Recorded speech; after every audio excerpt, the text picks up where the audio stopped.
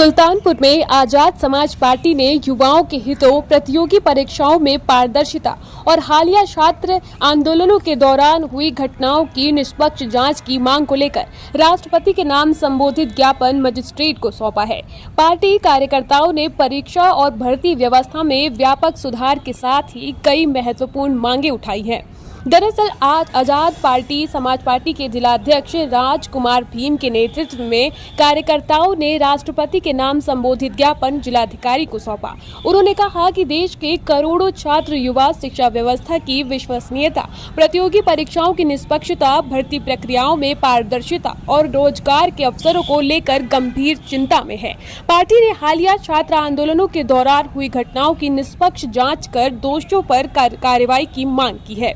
इसके साथ ही ज्ञापन में केंद्रीय शिक्षा मंत्री से नैतिक जिम्मेदारी लेते हुए इस्तीफे की मांग की गई है। पेपर लीक से प्रभावित परिवारों को आर्थिक सहायता, संसद में पेपर लीक और छात्र आंदोलनों पर चर्चा, छात्रों पर दंडात्मक कार्रवाई न करने, शिक्षा माफियाओं पर सख्त कार्रवाई और जौहर यूनिवर्सिटी रामपुर पर प्रस्तावित बुलडोजर कार्रवाई रोकने जैसी मांगे प्रमुखता से उठाई गई है।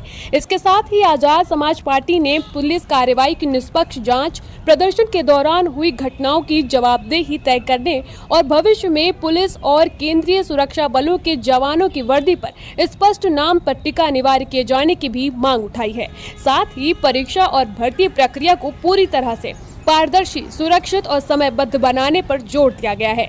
आजाद समाज पार्टी का कहना है कि यदि इन मांगों पर समयबद्ध और प्रभावी कार्रवाई की जाती तो शिक्षा व्यवस्था, प्रतियोगी परीक्षाओं और भर्ती प्रक्रिया में युवाओं का विश्वास और अधिक मजबूत होगा।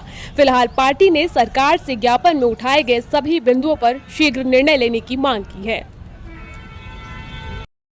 जिलाध्यक्ष आजाद समाज पार्टी कांसीराम जनपद सुल्तानपुर। आज ज्ञापन हुआ है, क्या मांगे हैं आप लोगों की? दिल्ली के जंतर मंतर में जो छात्रों के ऊपर दिल्ली सरकार द्वारा बर्बादापुर लाठीचार्ज किया गया, जो वहां पर छात्र शांति प्रदर्शन कर रहे थे, अपने हक अधिकारों की मांग कर रहे थे, जो नीट परीक्षा पेपर लीक हुआ था, उसी संबंध में जो धरना प्रदर्शन चल रहा था, वहां की सरकार ने छात्रों को सहयोग न करके उनके ऊपर इतनी लाठियाबाजी कि कम से कम उस परीक्षा लीक में 13 लोगों शासन प्रशासन को, अगर सरकार को बनाने में युवाओं ने भागीदारी सुनिश्चित की है तो सरकार की नैतिक जिम्मेदारी होती है।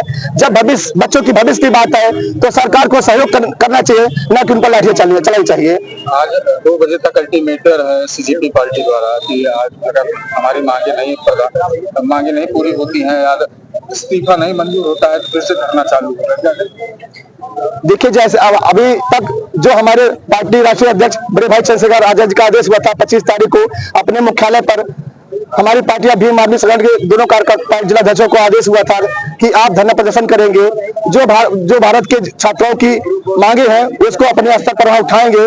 आज वही मांगों को मैं उठाने के लिए यहाँ जिला कलेक्टर आया हूँ और अपने एसडीएम महोदय से जो ज्ञापन था सौंप कर हमने प्रमुखता से अपनी बात को कहा कि अगर इसके आगे कार्रवाई नहीं होती है तो जैसे हमारे राष्ट्रीय अध्यक्ष का आदेश होगा हम लोग उसका पालन करेंगे।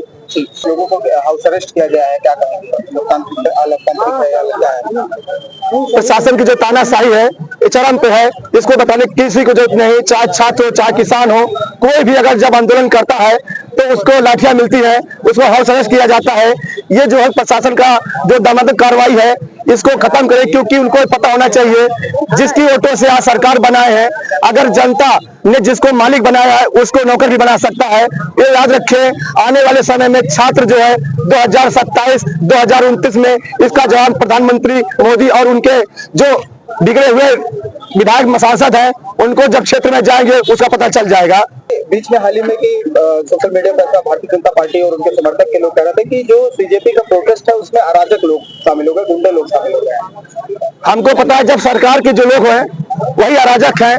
अगर सरकार चाहती तो शांतिपूर्वक हर जिले में एक स्थान सुनिश्चित कर देती और बच्चे जो यहाँ पर रोडों पे सड़क पे लाठियां खा रहे हैं अपने स्थान पर धरना प्रदर्शन करते जो जिसका संवैधानिक अधिकार है। लेकिन आजकल न तो बीजेपी सरकार संविधान को मानती है न संविधान मानने वालों को मानती है। इस बात से उनको किसी का कोई पता नहीं कब क्या कहें, उनकी अपनी कोई भी आइडियोलॉजी नहीं है, इसलिए छात्र रोड पर है।